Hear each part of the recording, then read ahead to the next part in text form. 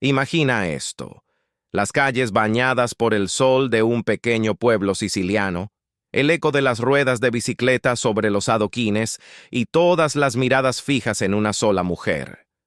Monica Bellucci en Malena, caminando con una belleza tan deslumbrante que parecía silenciar al mundo entero.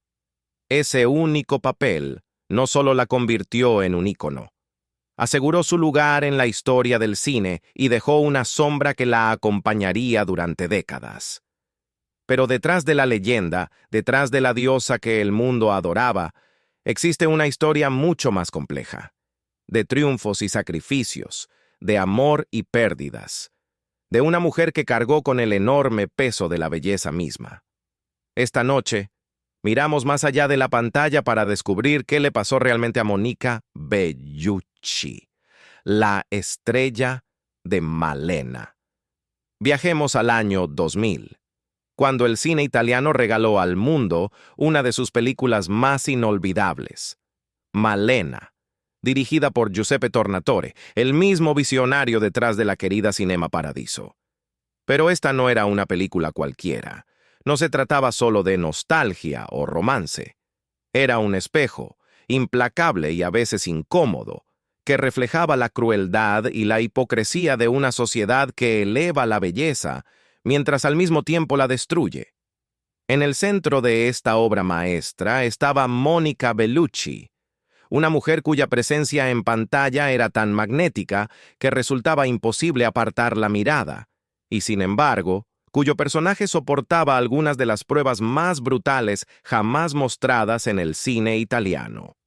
La genialidad de Tornatore estuvo en decidir contar la historia a través de los ojos inocentes de Renato, un niño al borde de la adultez, porque eso nos permitió presenciar tanto la emoción del descubrimiento como el aguijón de la crueldad humana, todo filtrado por la mirada de alguien que aún no comprendía del todo el mundo que observaba. Vemos por primera vez a Malena a través de la mirada de Renato, como una figura casi divina caminando por las soleadas calles de Sicilia, cuya mera presencia detenía al pueblo entero. Los hombres la observaban con deseo abierto, las mujeres con desprecio, apenas disimulado, y Renato, aún atrapado entre la infancia y la adultez, caía rendido, obsesivamente enamorado. La seguía en bicicleta, la espiaba tras las contraventanas entreabiertas y soñaba escenas en las que él era su rescatador, su protector, su verdadero amor. Al inicio, Tornatore envolvía esos momentos con el ritmo juguetón de un relato de iniciación, acompañado de una música ligera y casi traviesa que nos hacía creer, como a Renato, que se trataba de una historia inocente sobre los primeros amores. Pero el director sabía exactamente lo que hacía. Poco a poco, el tono cambiaba. La comedia desaparecía, las sombras se alargaban y la inocencia que cubría la historia empezaba a desgarrarse, revelando algo mucho más duro debajo. Cuando se corre la noticia de que el marido de Malena ha muerto en la guerra, los hombres del pueblo se abalanzan sobre ella como lobos, fingiendo consuelo, mientras explotan su aislamiento.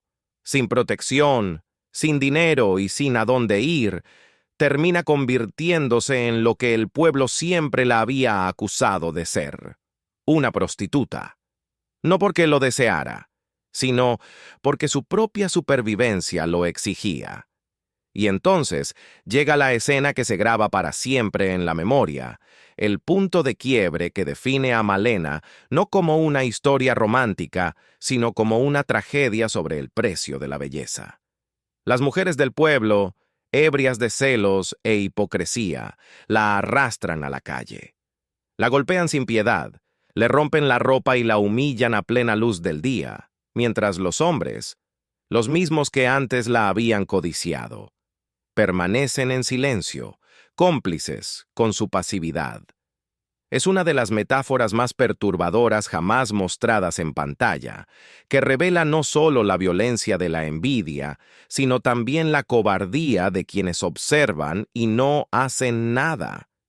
Y aquí es donde Tornatore ejecuta su truco más cruel. Para entonces, nosotros, los espectadores, comprendemos que también hemos sido cómplices. Al igual que los hombres del pueblo, hemos contemplado a Malena, admirado su belleza y participado del voyeurismo que Tornatore había construido con tanto cuidado. De repente, debemos enfrentar las devastadoras consecuencias de esa mirada, y resulta imposible apartar los ojos sin sentir la culpa. No es de extrañar que la película generara controversia cuando se estrenó. En Estados Unidos y Reino Unido, los censores exigieron cortar ciertas escenas, especialmente aquellas que mostraban las fantasías adolescentes de Renato y el tratamiento franco del despertar sexual. Algunos críticos acusaron a Tornatore de reducir a Malena a un mero objeto de deseo, sin capturar del todo la profundidad de los abusos que muchas mujeres sufrieron durante la guerra. Y sin embargo, otros defendieron la película como una crítica poética y valiente a una sociedad que castiga a las mujeres simplemente por existir en belleza. El debate persiste hasta hoy. ¿Fue Malena una obra explotadora o un retrato brutal pero honesto de la misoginia oculta tras la máscara de la tradición? Para Monica Bellucci, este papel fue mucho más que una actuación. Fue personal. En una entrevista reflexionó sobre su conexión con Malena y dijo: «Puedo entender a Malena porque vengo de un pueblo pequeño, y sé lo que es caminar por la calle y sentir todas las miradas sobre ti. En la sociedad siciliana de ese momento, las mujeres solo existían a través de los hombres. Aunque yo no sea como ella, conozco muy bien a su personaje». Esas palabras revelan cuán profundamente Bellucci se identificaba con el aislamiento y el juicio que enfrentaba su personaje. No solo estaba actuando.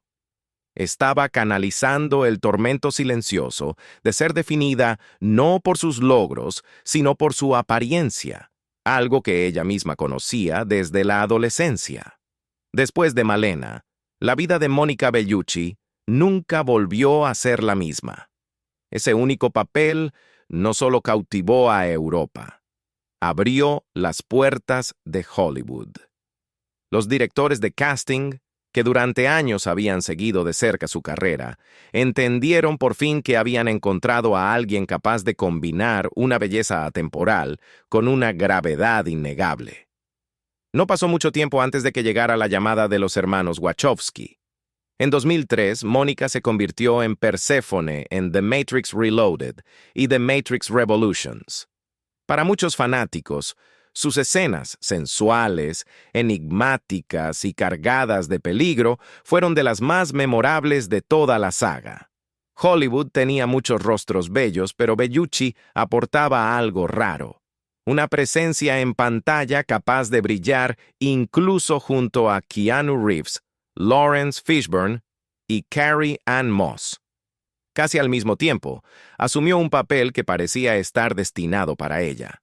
Cleopatra en Asterix y Obelix, Misión Cleopatra, fue una comedia de aventuras lujosa, y aún en un filme diseñado para entretener, la actuación de Bellucci transmitía una majestuosidad que hacía sentir al público que estaban viendo a una reina y no a una actriz disfrazada. Luego, en 2005, apareció en The Brothers Grimm de Terry Gilliam, donde se adentró en la fantasía oscura al interpretar a una reina inmortal y siniestra. Entre el cine de autor europeo y las superproducciones de Hollywood, Mónica construyó un equilibrio que pocas actrices han logrado. Podía moverse con naturalidad del cine experimental a las grandes producciones, siempre dejando su huella, siempre inolvidable. Pero mientras su carrera alcanzaba alturas deslumbrantes, su vida personal seguía un arco igualmente dramático. Mucho antes de que Hollywood la llamara, Mónica había tenido un breve matrimonio con el fotógrafo argentino Claudio Carlos Basso. Fue corto, casi una nota al pie en su historia, pero marcó la primera vez en que su mundo privado chocaba con las presiones de la fama. Luego, en 1996, en el set de El apartamento, Mónica conoció al hombre que cambiaría todo, el actor francés Vincent Cassel. Su química era innegable, tanto en pantalla como fuera de ella. En pocos años, su relación se convirtió en uno de los romances más comentados del cine europeo. Se casaron, y por un tiempo, su historia pareció el retrato perfecto del amor. Dos artistas apasionados viajando por el mundo, compartiendo sets de rodaje y viviendo esa vida glamorosa con la que la mayoría solo sueña. En 2004 nació su primera hija, Deva. Para Mónica, la maternidad fue transformadora. Se tomó una pausa en su carrera para abrazarla plenamente, dedicándose a amamantar a su hija y alejándose del foco público durante 9 meses antes de volver al set. 6 años después, en 2010, dio a luz a su segunda hija, Leonie. Bellucci admitió en varias ocasiones que sus hijas se convirtieron en su ancla, en su mayor fuente de alegría y fortaleza en medio del caos de su carrera. Sin embargo, como muchas grandes historias de amor, la suya escondía grietas bajo la superficie. Las presiones de la fama, las largas temporadas separados debido a los rodajes y sus naturalezas fieramente independientes fueron desgastando poco a poco los cimientos de su matrimonio. En 2013, para sorpresa de sus fanáticos, Mónica y Vincent anunciaron su separación.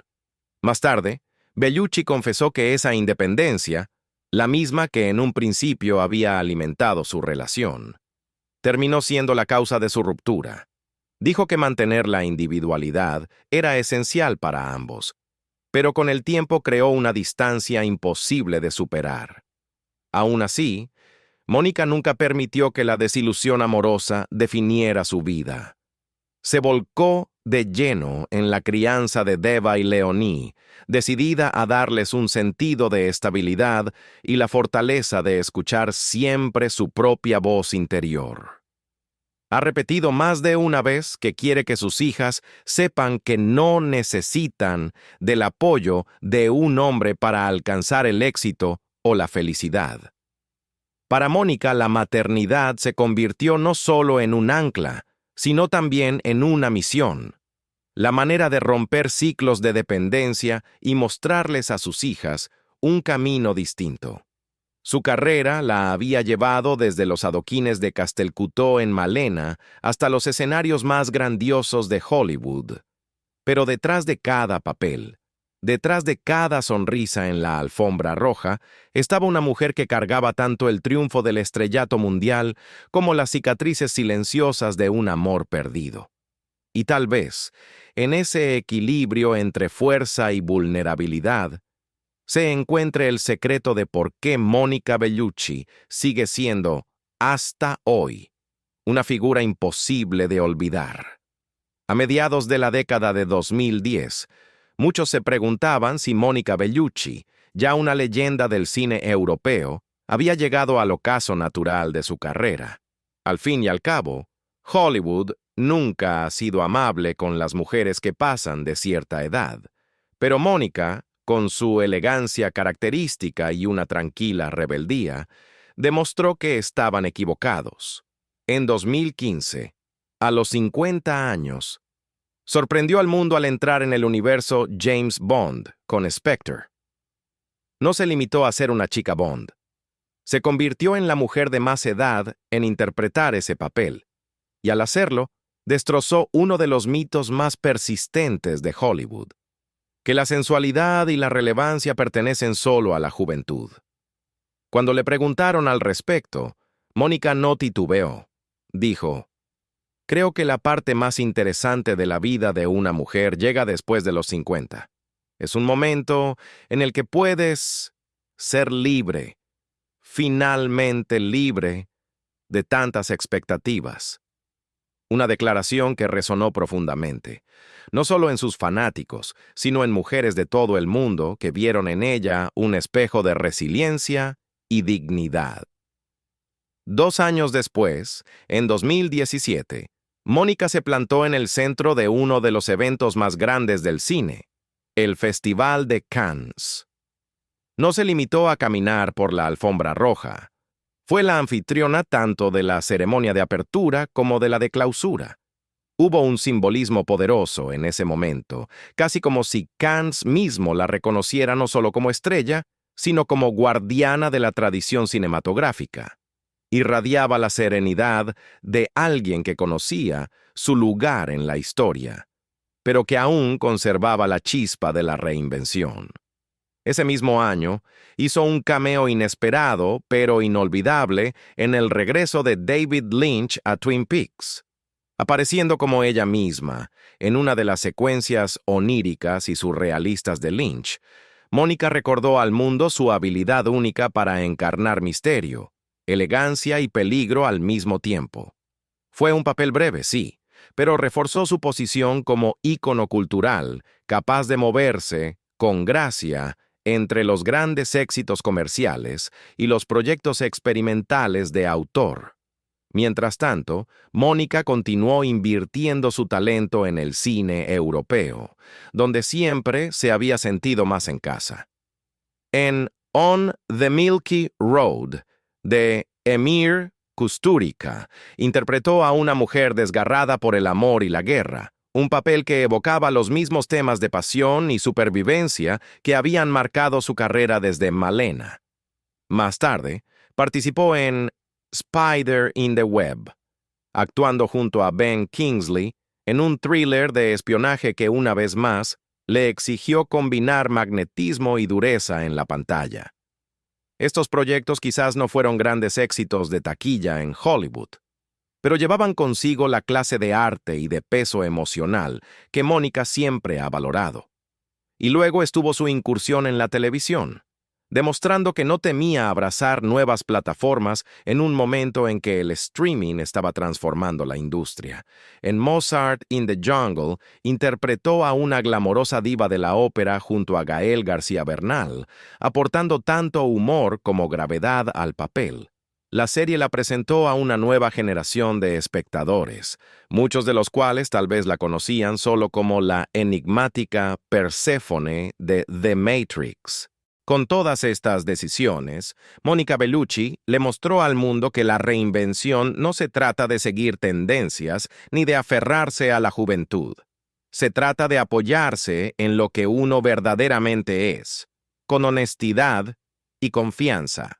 Ya fuera como una mujer Bond desafiando normas de edad, una aparición surrealista en el universo de Lynch o una diva europea dominando el escenario, Mónica nunca dejó de evolucionar.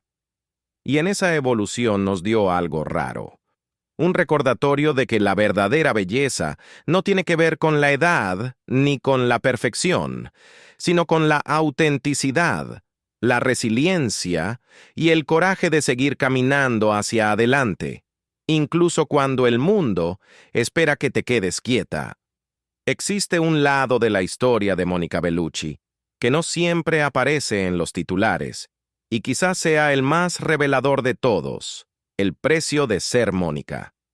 Desde el inicio, su vida y su carrera se han desarrollado bajo una lupa, con el mundo escrutando no solo sus actuaciones, sino también su apariencia, su edad, sus decisiones. Para algunos, fue la reencarnación moderna de Sofía Loren o Claudia Cardinale, mujeres cuya belleza se convirtió tanto en su corona como en su jaula. Y como ellas, Mónica, a menudo, se encontró cargando con el pesado fardo de ser vista menos como artista y más como ícono de deseo. Esa presión solo creció con el paso de los años. Hollywood y la prensa europea fueron incansables en su fascinación por su belleza, preguntándole a menudo cómo lograba mantenerse tan radiante en lugar de enfocarse en su arte. Mónica confesó una vez en una entrevista que podía entender a Malena, porque ella también había sentido la punzada de ser admirada y juzgada a la vez. Su belleza le trajo fama, sí, pero también la convirtió en blanco de envidia, de críticas, de cosificación. era la paradoja de su vida. El mismo don que le abrió todas las puertas, también la obligó a vivir bajo expectativas constantes. Ella caminó siempre por una delgada línea entre el erotismo y el arte, consciente de que un solo paso en falso podía convertirla en objeto de escándalo en lugar de celebración. Cuando aceptaba papeles arriesgados, algunos críticos la acusaban de apoyarse demasiado en su sensualidad. Sin embargo, Mónica siempre defendió sus elecciones, insistiendo en que la feminidad en toda su expresión, erótica, maternal, poderosa, merecía un lugar en el cine serio. En ese sentido, no fue solo una actriz, sino una revolucionaria silenciosa, que se enfrentaba a la idea de que las mujeres debían elegir entre ser respetadas o ser deseadas. Detrás del glamour, sin embargo, Mónica enfrentaba sus propias dudas e inseguridades. Viviendo en un mundo donde la belleza se trata como moneda de cambio, entendía lo frágil que podía ser ese poder. No es de extrañar, entonces, que al convertirse en madre, hiciera un voto a sus hijas. Deva y Leonie nunca deberían sentir que necesitaban la aprobación de un hombre para definir su valor. A menudo decía que quería que escucharan sus voces interiores, que crecieran lo suficientemente fuertes como para construir sus vidas bajo sus propios términos. A su manera, Mónica intentaba darles la libertad que ella misma nunca había conocido por completo. Y quizás ese sea el mayor de los paradoxos de Mónica Bellucci.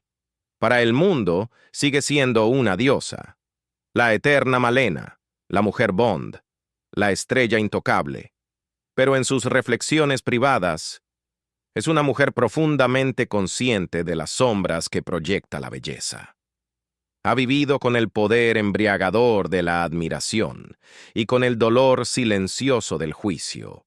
Y sin embargo, a través de todo ello, continúa avanzando con la misma gracia que nos hizo enamorarnos de ella desde el principio. Porque Mónica Bellucci, con toda su fama, nunca permitió que el mundo la definiera por completo. Una y otra vez, eligió definirse a sí misma. Hoy, Mónica Bellucci vive con una fuerza tranquila, dividiendo su vida entre París y Roma, mientras dedica gran parte de su tiempo a criar a sus hijas, Deva y Leonie. Continúa actuando, eligiendo papeles que reflejan su madurez y profundidad en lugar de perseguir modas pasajeras, demostrando que su arte solo se ha enriquecido con el tiempo. Muy lejos de aquella joven modelo que deslumbró por primera vez en las pasarelas de Milán, ahora es considerada una de las últimas grandes diosas del cine europeo. Una mujer a menudo comparada con Sofía Loren y Claudia Cardinale, pero enteramente única. Su legado no se encuentra solo en sus películas inolvidables, desde Malena hasta The Matrix y Spectre, sino en la manera en que redefinió lo que significa envejecer bajo la mirada pública, con dignidad, sensualidad y autenticidad. Para millones, Mónica sigue siendo más que una actriz. Es un símbolo de resiliencia, un recordatorio de que la verdadera belleza no está solo en lo que el mundo ve, sino en el coraje de seguir siendo fiel a uno mismo. Entonces, ¿qué le pasó realmente a Mónica Bellucci? La belleza le trajo fama, pero también juicio, desamor y una resiliencia inquebrantable. Hoy se mantiene como icono y sobreviviente, una mujer que ha cargado con la mirada del mundo con una gracia que pocos podrían igualar. Desde aquella niña, en Città di Castello, hasta los paseos inolvidables de Malena por las calles de Sicilia, Mónica Bellucci nos demostró que la verdadera belleza no se encuentra en la admiración, sino en llevar con dignidad el pesado peso de esa mirada. ¿Y tú qué piensas? ¿La historia de Mónica ha cambiado la manera en que ves la fama, la belleza o incluso a ti mismo? Comparte tus pensamientos en los comentarios y si quieres descubrir más historias ocultas detrás de los grandes íconos del cine, no olvides suscribirte y acompañarme en el próximo video.